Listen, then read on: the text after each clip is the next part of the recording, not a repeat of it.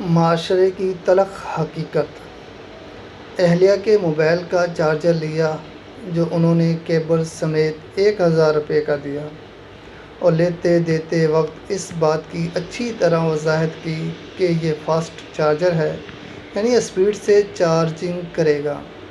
خیر گھر آ کر موبائل چارجنگ پر لگایا تو 55 منٹ میں ٹوٹل 6% موبائل چارج ہوا۔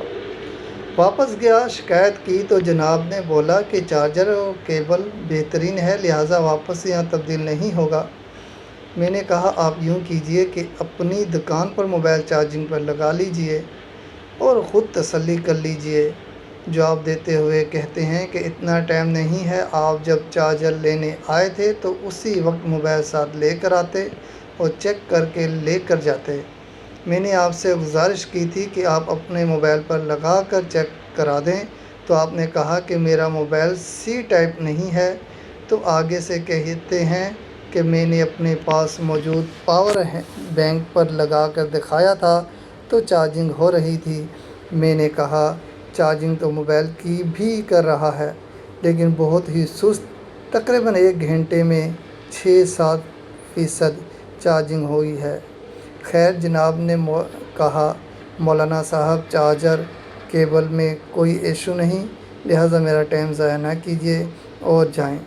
میں دکان سے باہر آیا تو اپنے علاقے کے ایک سب انسپکٹر جو کہ مجھ سے بڑی محبت کرتے ہیں ان کو فون ملایا، ساری صورتحال سے آگاہ کیا تو انہوں نے کہا دکاندار سے بات کروائیں۔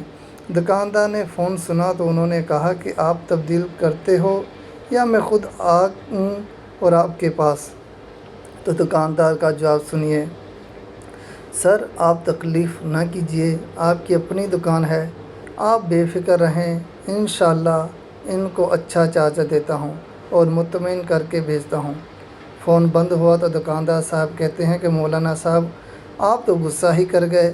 میں نے کہا اگر کوئی میری جگہ اور ہوتا تو یہاں یقیناً لڑائی ہوتی اور شاید نہیں یقیناً ایک دوسرے کو گندی غلیظ گالیاں بھی دی جاتی۔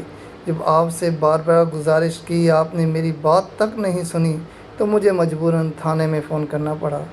خیر اب جناب نے تبدیل بھی کر دیا، جو چارجر دیا اب وہ اچھی اور تیز چارجنگ کر رہا ہے۔ یہ ہے ہمارے معاشرے کا تلخ حقیقت۔ پاکستان میں آپ کی بات اسی وقت سنی جاتی ہے جب آپ کا تعلق کسی طاقتور اثر و سوچ رکھنے والے سے ہو۔ یہاں جو خاموش ہو جائے، جو اپنا حق طلب کرنے سے پیچھے ہٹ جائے، اس کی کوئی نہیں سنتا۔ یہی حال الیکشن کا ہے، جس کے پاس طاقت نہیں، اسے کتنے ہی ووٹ ڈال دو وہ جیت نہیں سکتا۔